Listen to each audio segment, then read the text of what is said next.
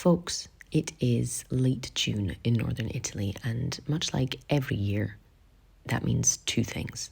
It means gorgeous food, all the best things are in season, and it also means oppressive heat. If you're new here, my name is Kelly. I'm Scottish, but I've been living here in Italy for just under 4 years now. I am finally on the path of my life that I would like to be. I'm a pastry cook in Venice, and while I can't always share all the ins and outs of my day, because truly I don't have the time or the space or the right to do so, I like to let you guys in on a little glimpse into the life that I lead over here and how much I enjoy the city. And today I want to do that again with what I eat in a week here in Venice. Now, as I said, it's very, very hot. That usually completely removes my will to eat, let alone to cook or to bake as I normally do in the colder seasons, especially being a gal much used to -3 than 33 degrees. I'm sure several of you watching can relate. So while this is unlikely to be the most creative or inspiring or recipe-filled edition of these videos that I share for you guys, I do like to keep it real. I like to share what intuitive eating means for me, what it means for many people, and that's exactly what today's video is all about.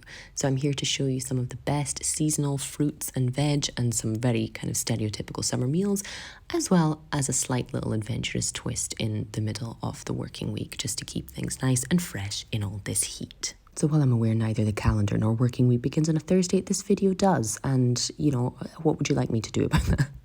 Started the day off with a box of surprise pastries from my gorgeous other half, who wanted something nice to start the day off with. So of the little box he got, I chose this raspberry filled pastry, and from this particular pasticceria, honestly, the pastry itself is so gorgeously flaky. It's more French style than the kind of sweeter things you'll find here in Italy, and I love it.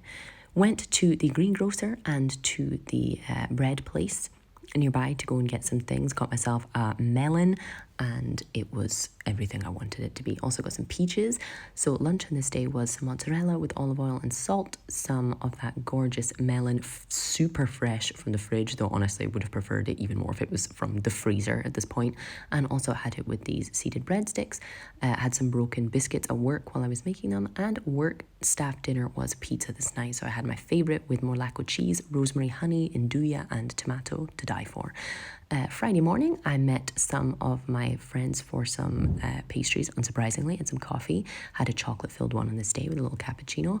Unsurprisingly, got into some more melon to eat the other half at lunchtime, this time with stracchino cheese and breadsticks instead of mozzarella. Folks, this is a recurring theme in the summer, I can't lie. It's the easiest, most balanced, refreshing meal, and I can't get enough of it. Tested a couple of these chocolate biscuits I made at work.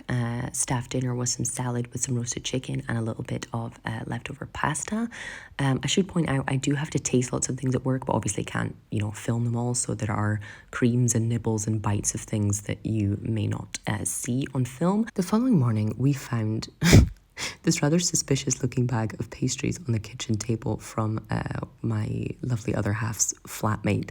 And while there were enough for everyone, we spent a few minutes weighing up the ethics, because said flatmate was not awake yet and we didn't know if these were for us. But, we figured, what's the worst that can happen? So we took 2 of them. Later confirmed that they were for everyone, so there's no problem. It was a pastry cream filled croissant for anyone who didn't already catch it. Had another one of those gorgeous peaches fresh from the fridge before lunch, which was a classic Maverick baking staple, the tuna couscous bowl. This time with olive oil, peppers, and cherry tomatoes.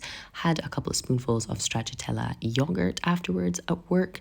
Staff dinner was rice with some roasted peppers and onions and some spicy little chicken fillets. I actually had 2 more than the ones you saw on the plate there afterwards, because I was still hungry. Sunday was a day of adventure because I had a rare Sunday off, and why not?